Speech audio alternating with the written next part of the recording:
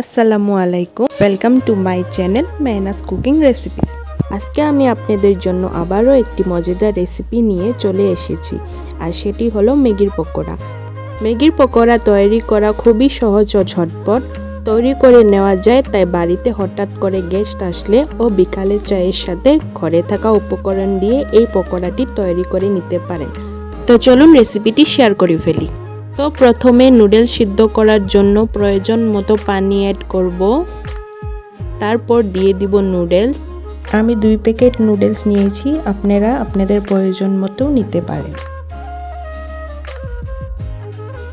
এবার সিদ্ধ হতে দিব, অনেক বেশি সিদ্ধ করবেন না। এই পর্যায়ে আসলে নামিয়ে নিন। আমি এইগুলি একটা স্ট্রেনারে দিয়ে পানি ঝরিয়ে নিব, আর নর্মাল পানি দিয়ে ধুয়ে নিয়েছি। এবার একটি বাউলে সিদ্ধ করা ম্যাগি নিয়েছি, এর মধ্যে দিয়ে দিব মিডিয়াম সাইজ করে নেওয়া পেঁয়াজ, অ্যাড করব কাঁচামরিচ। এবার ম্যাগির সাথে যেটা মশলা থাকে সেটা দিচ্ছি 2 প্যাকেট।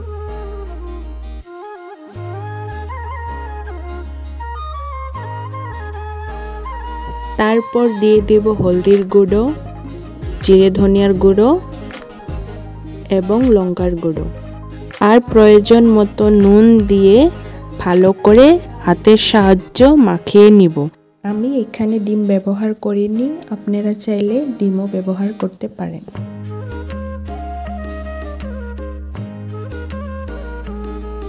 এটি ভালো করে মাখিয়ে নেওয়ার পর অ্যাড করছি 2 টেবিলস্পুন বেসন, আর অ্যাড করব 3 টেবিলস্পুন চালের গুঁড়া।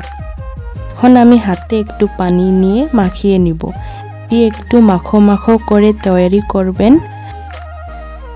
বেশি বেসন ও চালের গুঁড়ো দিবেন না, না হলে পকোড়াটি ক্রিস্পিও হবে না, টেস্টিও হবে না।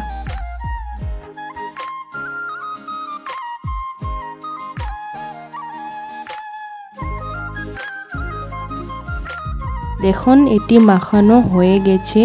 গোল করে দেখবেন, এই পর্যায়ে আসলে বুঝবেন মাখানো পারফেক্ট হয়েছে।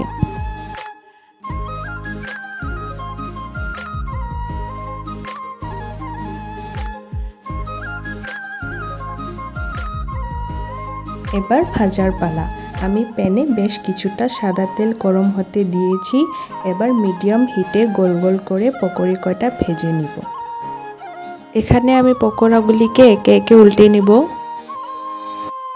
এইগুলো মিডিয়াম হিটে ভাজতে হবে, তাহলে ক্রিস্পি অ্যান্ড পারফেক্ট ম্যাগির পকোড়া তৈরি হবে।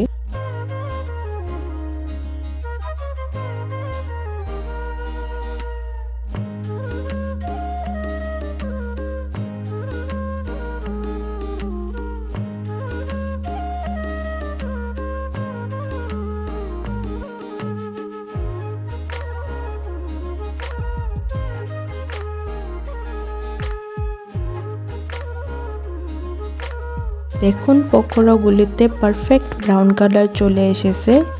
এখন এই পর্যায়ে আমি নামিয়ে নিব আর সার্ভ করব।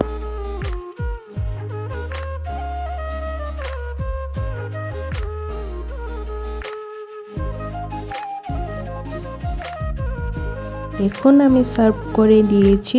এগুলো দেখতে সুন্দর ও ক্রিস্পিও হয়েছে, আর আশা করি আপনারাও বাসায় ট্রাই করবেন। ধন্যবাদ।